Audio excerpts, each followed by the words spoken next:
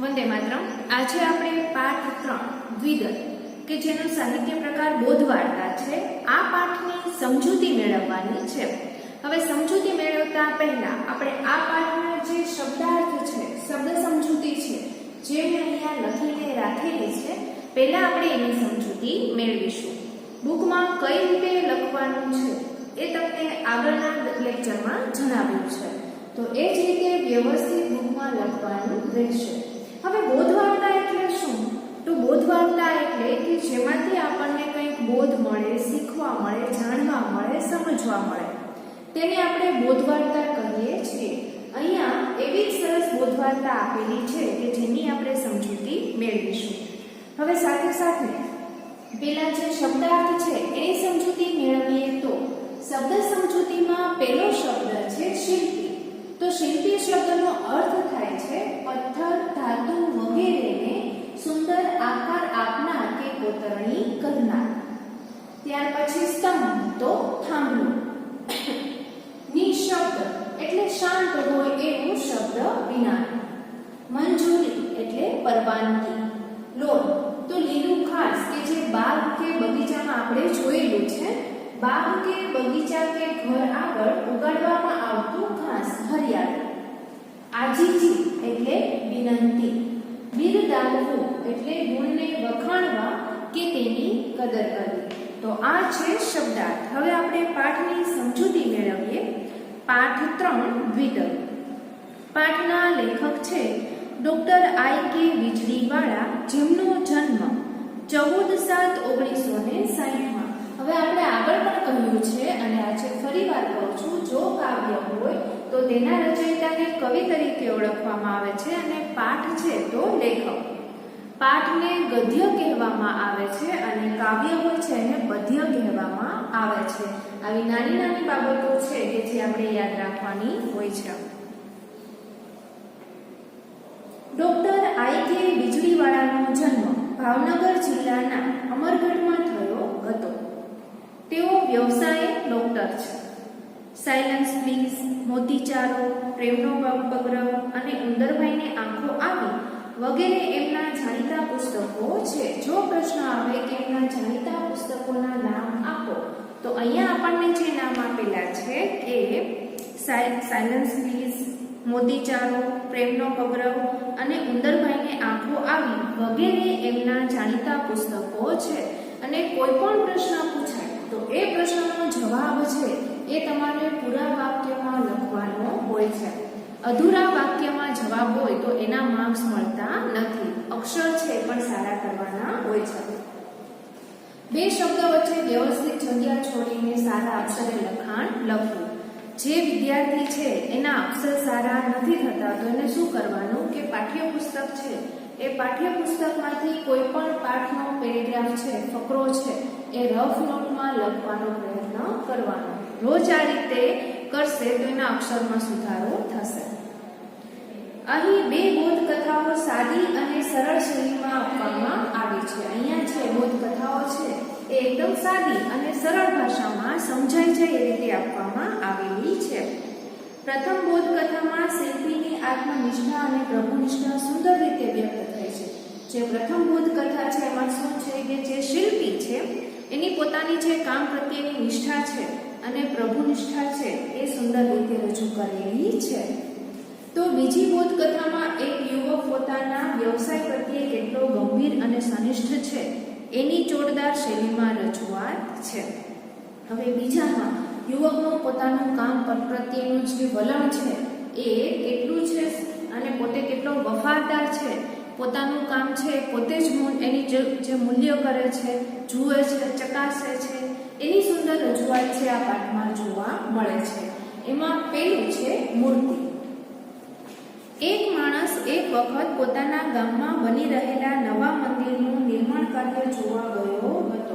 હવે શું થાય છે કે એક માણસ છે એક વાર પોતાના જ જે ગામમાં બની રહેલું નવા મંદિરનું જે નિર્માણ કાર્ય થતું હતું એ જોવા માટે ગયો હતો। એ કોઈ જાણકાર નહોતો। હવે જોવા માટે નીકળેલો હતો પણ કોઈ જાણકાર નહોતો કે એ જાણકાર હોય અને ચકાસણી કરવા નીકળેલો હતો એવું નહોતું। બસ એમ જ જોવા માટે ગયો હતો, બસ ખાલી જોવા માટે નીકળેલો હતો. ત્યાં જઈને એણે જોયું તો એક શિલ્પી ખૂબ જ એકાગ્રતાથી આરસ પહાડના પથ્થરમાંથી ભગવાનની મૂર્તિ ઘડી રહ્યો હતો. હવે જોવા માટે નીકળે છે તો શું જોવે છે? એક શિલ્પી હોય છે કે શિલ્પી આપણે જોયું કે કોઈ પથ્થર કે ધાતુ છે વગેરેને સુંદર આકાર આપનાર કે કોતરણી કરનાર. હવે એ શું કરી રહ્યો હતો કે આરસ પહાડના જે પથ્થર છે એમાંથી ભગવાનની મૂર્તિ છે બનાવી રહ્યો હતો, ઘડી રહ્યો હતો. પેલા માણસને એના કામમાં રસ પડી ગયો. જે માણસ જોવા માટે નીકળેલો હતો એને એના કામમાં રસ પડે છે. એ શિલ્પીની બાજુમાં બેસી ગયો. હવે એની બાજુમાં બેસી જાય છે. અચાનક એનું ધ્યાન બાજુમાં પડેલી એવી જ અન્ય એક મૂર્તિ પર પડ્યું. જેવી મૂર્તિ એ બનાવી રહ્યો હતો, ઘડી રહ્યો હતો, એવી જ બાજુમાં પડેલી હતી અને એનું ધ્યાન છે એના તરફ જાય છે. એને નવાઈ લાગી અને એને નવાઈ લાગે છે. એણે શિલ્પીને પૂછ્યું, મંદિરમાં એક સરખી આ બે મૂર્તિઓની જરૂર છે? જ્યારે મૂર્તિ જુએ છે ત્યારે શિલ્પીને પૂછી લે છે કે એક સરખી બે મૂર્તિની જરૂર છે? ના, શિલ્પીએ જવાબ આપ્યો, આવી એક જ મૂર્તિની જરૂર છે, પરંતુ આ બીજી મૂર્તિમાં થોડુંક નુકસાન થવાથી છેલ્લી ઘડીએ પડતી મૂકવી પડી છે. ત્યારે માણસ છે પ્રશ્ન પૂછે છે કે મંદિરમાં એક સરખી બે મૂર્તિની જરૂર છે? ત્યારે શિલ્પી શું કહે છે કે ના, એક જ મૂર્તિની જરૂર છે, પણ શું થયું હતું કે એ જે મૂર્તિ છે એમાં થોડુંક નુકસાન થયું હોવાથી છેલ્લી ઘડીએ એને પડતી મૂકવી પડી છે અને ફરીવાર નવી મૂર્તિ બનાવે છે. પેલા માણસે ઊભા થઈને પડતી મુકાયેલી મૂર્તિને ચારે તરફથી તપાસી જોઈ. એને તો કોઈ જગ્યાએ કાંઈ પણ નુકસાન ન દેખાયું. એણે આશ્ચર્ય સાથે શિલ્પીને ફરીથી પૂછ્યું, આ મૂર્તિમાં મને તો કોઈ જ નુકસાન દેખાતું નથી. તમને આમાં કઈ જગ્યાએ નુકસાન દેખાય છે? જ્યારે શિલ્પી છે એમ કહે છે કે આમાં નુકસાન છે તે પડે મૂકેલી છે કે બાજુમાં રાખેલી છે, એટલે પેલો માણસ છે ઊભો થાય છે. ઊભો થઈને મૂર્તિની પાસે જાય છે અને એને ચકાસે છે, જુએ છે કે નુકસાન કઈ જગ્યાએ છે.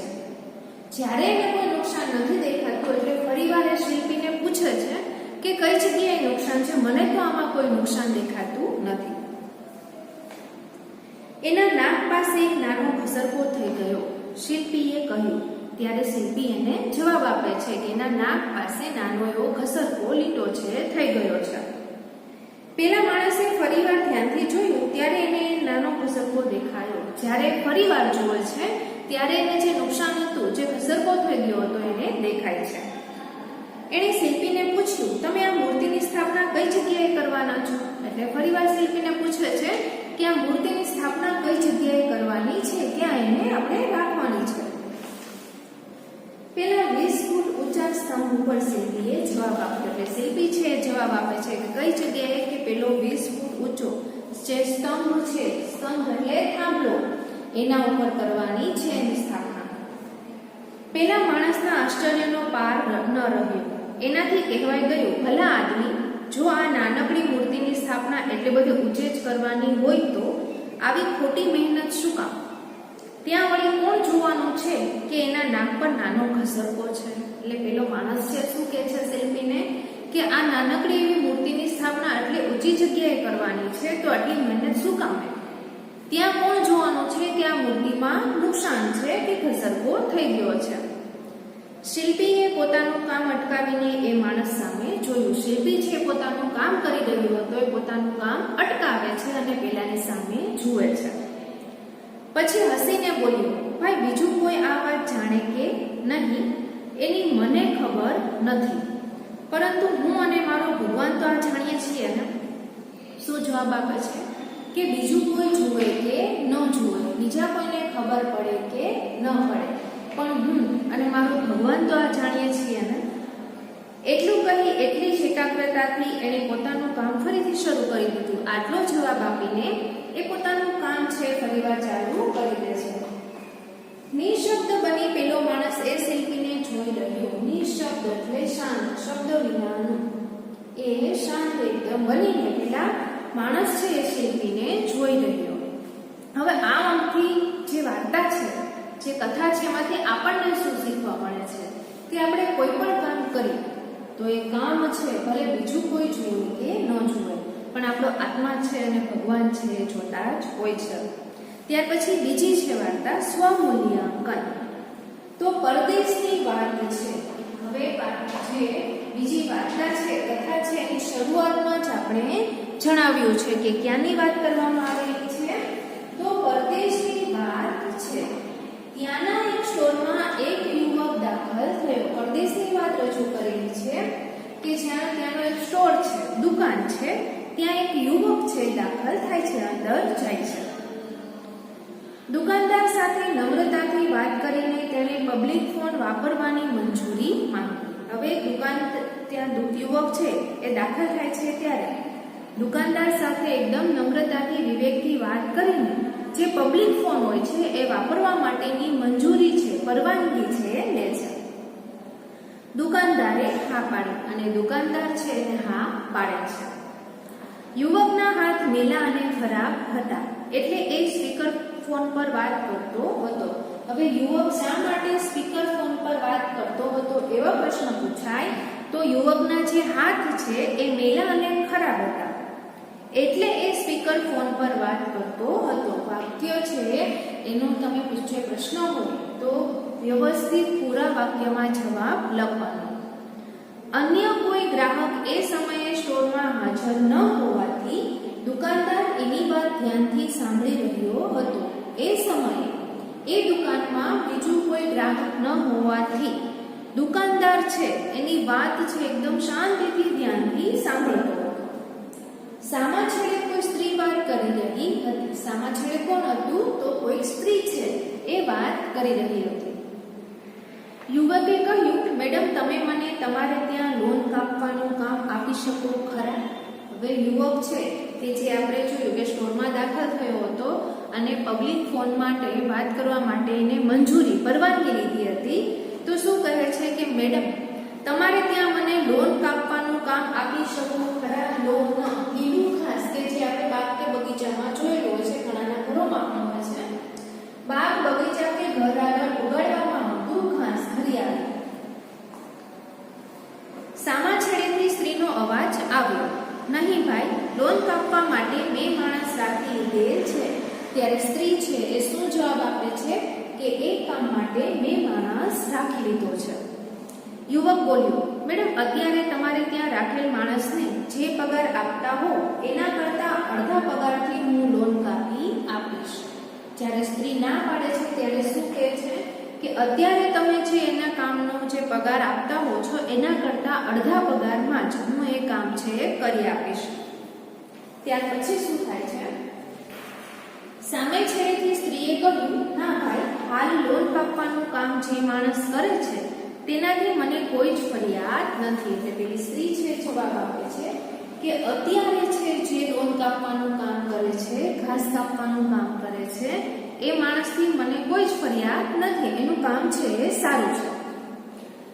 યુવકે કહ્યું, મેડમ લોન કાપવાની સાથે હું ઘરની આજુબાજુનો રસ્તો પણ સાફ કરી આપીશ અને એ માટે કોઈ વધારાની રકમ વગર. શું કહે છે કે લોન કાપવાની સાથે હું ઘરની આજુબાજુનો જે રસ્તો છે એ રસ્તો પણ સાફ કરી આપીશ અને એ માટે કોઈ વધારાની રકમ વગર, કે એના માટે હું અલગથી પગાર છે કે પૈસા છે એ માંગીશ નહીં. પેલી સ્ત્રીએ જવાબ આપ્યો, ના ભાઈ, આભાર. તે ના પાડે છે અને આભાર વ્યક્ત કરે છે. મને હમણાં બીજી કોઈ વ્યક્તિની જરૂર નથી. અત્યારે છે એ માણસ કામ કરે છે, વ્યવસ્થિત છે, બીજા કોઈની જરૂર નથી. મેં રોકેલા માણસથી મને પૂરો સંતોષ છે. એને જે માણસ રાખેલો છે કે જે યુવક એને ત્યાં કામ કરવા આવે છે એનાથી એને પૂરો સંતોષ છે. હવે ત્યાર પછી શું થાય છે? આટલી વાતચીત પૂરી કરીને ખુશાલ ચહેરે એ યુવકે ફોનનું સ્પીકર બંધ કર્યું. હવે આટલી વાતચીત થયા પછી એ જે સ્પીકર ફોન ઉપર વાત કરી રહ્યો હતો એ બંધ કરે છે. દુકાનદારનો ફરી એકવાર આભાર માનીને એ જવાની તૈયારી કરતો હતો. જે દુકાનદાર હતો કે ધ્યાનથી એની વાત સાંભળી રહ્યો હતો એનો આભાર માને છે અને જવાની તૈયારી કરે છે. એ જ વખતે દુકાનદારે એને પાસે બોલાવ્યો. દુકાનદાર છે જ્યારે જવાની તૈયારી કરતો હોય છે, જવા માટે નીકળે છે ત્યારે એને પાસે બોલાવે છે. એની બધી વાતચીત સાંભળીને એ પણ ખુશ થઈ ગયો હતો. એની વાત સાંભળતો હતો એટલે એ ખુશ હતો. એની વાતો સાંભળી. પેલી સ્ત્રીએ કામ આપવાની ના પાડી છતાં યુવકના ચહેરા પર નિરાશાની કોઈ રેખા નહોતી કે એ જરાય ઉદાસ પણ નહોતો થયો. કામ આપવાની ના પાડી છતાં એ દુઃખી છે કે નિરાશ છે દેખાતો નહોતો. ટૂંકમાં એની એક ખુમારી એને સ્પર્શી ગઈ. યુવક પાસે આવ્યો એટલે દુકાનદારે કહ્યું, યુવક પેલી સ્ત્રીએ કામ આપવાની ના પાડી તો પણ તું ખુશ રહી શક્યો એ વાત જ મને ખૂબ સ્પર્શી ગઈ છે કે પેલી સ્ત્રી છે એ કામ આપવાની ના પાડે છે છતાંય છે એ તું ખુશ રહી શક્યો છે એ વાત છે એને ગમે છે. એણે ભલે ના પાડી પરંતુ હું તને કામ આપવા તૈયાર છું. એ સ્ત્રીએ ભલે ના પાડી પણ હું તને કામ આપવા માટે તૈયાર છું. બોલ, મારે ત્યાં કામ કરીશ? શું કહે છે કે બોલ, તું મારે ત્યાં કામ કરીશ? પેલા યુવકે હસતા હસતા ના પાડી. જ્યારે દુકાનદાર છે એને કામ આપવાની હા પાડે છે ત્યારે શું કરે છે કે પેલો યુવક છે એને હસતા હસતા કામ કરવાની ના પાડે છે. શું કામ? એમ દુકાનદારને અત્યંત નવાઈ લાગી. હવે જ્યારે યુવક છે એને કામ આપવાની ના પાડે, કામ કરવાની ના પાડે છે દુકાનદારને કે હું છે કામ કરીશ નહીં. હવે ત્યારે શું થાય છે કે દુકાનદારને નવાઈ લાગે છે કે થોડી વાર પહેલા જ એ ફોનમાં પેલી સ્ત્રી સાથે વાતચીત કરતો હતો અને એને કામ માટે છે એ ઓછા પૈસામાં પણ કામ કરવા તૈયાર હતો અને એની મંજૂરી છે માંગતો હતો કે મને તમારે ત્યાં કામ રાખવો. જ્યારે અહીંયા દુકાનદાર સામેથી કે છે ત્યારે એ ના પાડે છે એટલે એને નવાઈ લાગી. એણે કહ્યું, પણ દીકરા, હમણાં તો તું પેલી સ્ત્રીને કામ માટે રીતસરની આજીજી કરી રહ્યો હતો. શું કહે છે કે હમણાં જ થોડી વાર પહેલા જ્યારે ફોનમાં વાત કરતો હતો ત્યારે પેલી સ્ત્રીને તું રીતસરની વિનંતી કરતો હતો કે પોતાને ત્યાં કામ ઉપર રાખી દે. કામ નહોતું જોઈતું તો પછી એવું શા માટે કરતો હતો? જો કામ કરવું જ નહોતું કે કામ જોઈતું નહોતું તો પછી એવી રીતે વિનંતી કરવાની જરૂર શું? યુવક હસતા હસતા બોલ્યો, નહીં સર, હું જ એ મેડમને ત્યાં કામ કરું છું. આ તો મારું કામ કેવું છે એ તપાસવા માટે જ મેં એમને ફોન કરેલો, જેથી કરીને મારા કામ અંગે મને ખ્યાલ આવે. ત્યારે યુવક છે એ દુકાનદારને જવાબ આપે છે કે હું જ એ મેડમને ત્યાં કામ કરું છું અને મારું કામ કેવું છે, હું કામ કેવું કરું છું એ તપાસવા માટે મેં ફોન કરેલો હતો. એટલે કે એને ખ્યાલ આવે કે પોતાનું કામ છે વ્યવસ્થિત છે કે નહીં. દુકાનદારને એક નિર્દોષ સ્મિત આપીને એણે વિદાય લીધી. ત્યારથી એ પછી એટલી વાતચીત પછી હસે છે અને ત્યાંથી નીકળે છે. દુકાનદાર એને જતો જોઈ રહ્યો અને ક્યાંય સુધી એ યુવકની સ્વમૂલ્યાંકનની રીતને બિરદાવતો રહ્યો. હવે ત્યાર પછી યુવક છે એ નીકળી જાય છે. જે દુકાનદાર છે એને જ્યારે જતો હોય છે ત્યારે જોતો રહે છે અને પોતાનું જે કામ છે એનું મૂલ્યાંકન કરવું કે પોતે સારું કામ કરે છે કે નહીં એની એ રીતને બિરદાવતો રહ્યો. આ જે પાઠ છે એ પ્રેમનો પગરવમાંથી લીધેલો છે.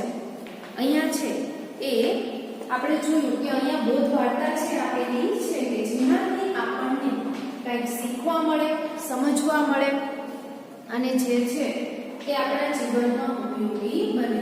પેલી વાર્તા જો તો પેલી વાર્તામાં શું હતું કે એક શિલ્પી છે એ શિલ્પી મૂર્તિ બનાવી રહ્યો હતો અને એ મૂર્તિ છે એના નાક પાસે નાનો ઘસરકો થઈ ગયો હતો.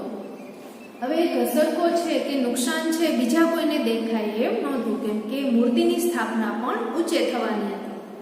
પણ પોતે અને ભગવાન આ વાત જાણે છે કે પોતાનું કામ છે વ્યવસ્થિત બીજી જ એવી સરસ મજાની મૂર્તિ છે બનાવી રહ્યો હતો. તો બીજી વાર્તા છે એમાં આપણને જોવા મળ્યું કે એક યુવક છે એ યુવક પોતે કઈ રીતે કામ કરે છે, પોતાનો માલિક છે એના કામથી ખુશ છે કે નહીં એની ચકાસણી એ જાતે જ કરે છે. આપણે આપણું કામ છે વ્યવસ્થિત કરવું જોઈએ. હવે અહીંયા છે એ આ જે શબ્દાર્થ લખેલા છે એ શબ્દાર્થ તમારે વાંચવાના અને યાદ રાખવાના, સાથે સાથે પાકી બુકમાં વ્યવસ્થિત સારા અક્ષરે લખવાના છે. એ તમારું આજનું હોમવર્ક છે. અને સાથે સાથે આપણે જે પાઠની સમજૂતી મેળવી એ પાઠની સમજૂતી મેળવ્યા પછી આપણે કોઈ પણ પાઠ કે કાવ્ય ચલાવીએ એ ફરી એકવાર વાંચી જવાનું. તો આજનો લેક્ચર છે એ આપણે અહીંયા પૂરો કરીએ છીએ.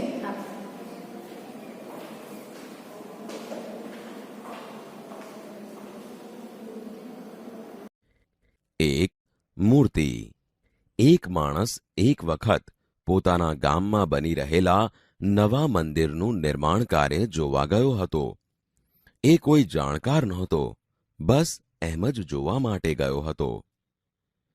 ત્યાં જઈને એણે જોયું તો એક શિલ્પી ખૂબ જ એકાગ્રતાથી આરસ પહાણના પથ્થરમાંથી ભગવાનની મૂર્તિ ઘડી રહ્યો હતો. પેલા માણસને એના કામમાં રસ પડી ગયો. એ શિલ્પીની બાજુમાં બેસી ગયો. અચાનક એનું ધ્યાન બાજુમાં પડેલી એવી જ અન્ય એક મૂર્તિ પર પડ્યો. મંદિરમાં એક સરખી બે મૂર્તિઓની જરૂર છે? ના, આવી એક જ મૂર્તિની જરૂર છે, પરંતુ આ બીજી મૂર્તિમાં થોડુંક નુકસાન થવાથી છેલ્લી ઘડીએ પડતી મૂકવી પડી છે. પેલા માણસે ઊભા થઈને પડતી મુકાયેલી મૂર્તિને ચારે તરફથી તપાસી જોઈ. એને તો કોઈ જગ્યાએ કાંઈ પણ નુકસાન ન દેખાયું. એણે આશ્ચર્ય સાથે શિલ્પીને ફરીથી પૂછ્યું, આ મૂર્તિમાં મને તો કોઈ નુકસાન દેખાતું નથી. તમને આમાં કઈ જગ્યાએ નુકસાન દેખાય છે? એના નાક પાસે ઘસરકો થઈ ગયો. તમે આ મૂર્તિની સ્થાપના કઈ જગ્યાએ કરવાના છો? પેલા 20 ફૂટ ઊંચા સ્તંભ ઉપર. ભલા આદમી, જો આ નાનકડી મૂર્તિની સ્થાપના એટલે બધે ઊંચે જ કરવાની હોય તો આવી ખોટી મહેનત શા માટે? ત્યાં વળી કોણ જોવાનું છે કે એના નાક પર નાનો ઘસરકો છે? ભાઈ, બીજું કોઈ આ વાત જાણે કે નહીં એની મને ખબર નથી, પરંતુ હું અને મારો ભગવાન તો આ જાણીએ જ છીએ ને. એટલું કહી એટલી જ એકાગ્રતાથી એણે પોતાનું કામ ફરીથી શરૂ કરી દીધું. નિશબ્દ બની પેલો માણસ એ શિલ્પીને જોઈ રહ્યો. 2. સ્વમૂલ્યાંકન. એક યુવક પરદેશના એક સ્ટોરમાં દાખલ થયો. દુકાનદાર સાથે નમ્રતાથી વાત કરીને તેણે પબ્લિક ફોન વાપરવાની મંજૂરી માંગી. દુકાનદારે હા પાડી. યુવકના હાથ મેલા અને ખરાબ હતા, એટલે એ સ્પીકર ફોન પર વાત કરતો હતો. અન્ય કોઈ ગ્રાહક એ સમયે સ્ટોરમાં હાજર ન હોવાથી દુકાનદાર એની વાત ધ્યાનથી સાંભળી રહ્યો હતો. સામા છેડે કોઈ સ્ત્રી વાત કરી રહી હતી. મેડમ, તમે મને તમારે ત્યાં લોન કાપવાનું કામ આપી શકો ખરા? નહીં ભાઈ, લોન કાપવા માટે મેં માણસ રાખેલો છે. મેડમ, અત્યારે તમારે ત્યાં રાખેલ માણસને જે પગાર આપતા હોય તેના કરતાં અડધા પગારથી હું લોન કાપી દઈશ. ના ભાઈ, હાલ લોન કાપવાનું કામ જે માણસ કરે છે તેનાથી મને કોઈ જ ફરિયાદ નથી. મેડમ, લોન કાપવાની સાથે હું ઘરની આજુબાજુનો રસ્તો પણ સાફ કરી આપીશ, અને એ પણ કોઈ વધારાની રકમ વગર. ના ભાઈ, આભાર. મને હમણાં બીજી કોઈ વ્યક્તિની જરૂર નથી. મેં રોકેલા માણસથી મને પૂરો સંતોષ છે. આટલી વાતચીત પૂરી કરીને ખુશખુશાલ ચહેરે એ યુવકે ફોનનું સ્પીકર બંધ કર્યું. દુકાનદારનો ફરી એકવાર આભાર માનીને એ જવાની તૈયારી કરતો હતો. એ જ વખતે દુકાનદારે એને પાસે બોલાવ્યો. એની બધી વાતચીત સાંભળીને એ પણ ખુશ થઈ ગયો હતો.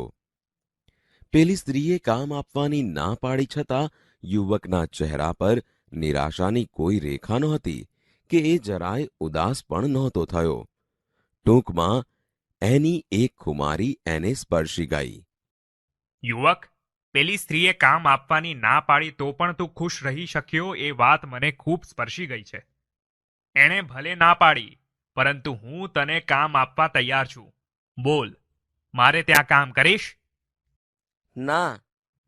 પણ દીકરા, હમણાં તો તું પેલી સ્ત્રીને કામ માટે રીતસરની આજીજી કરી રહ્યો હતો. કામ નહોતું જોઈતું તો પછી એવું શા માટે કહેતો હતો? નહીં સાહેબ, હું એ જ મેડમને ત્યાં કામ કરું છું. આ તો મારું કામ કેવું છે એ તપાસવા માટે જ મેં એમને ફોન કરેલો, જેથી કરીને મારા કામ અંગે મને ખ્યાલ આવે.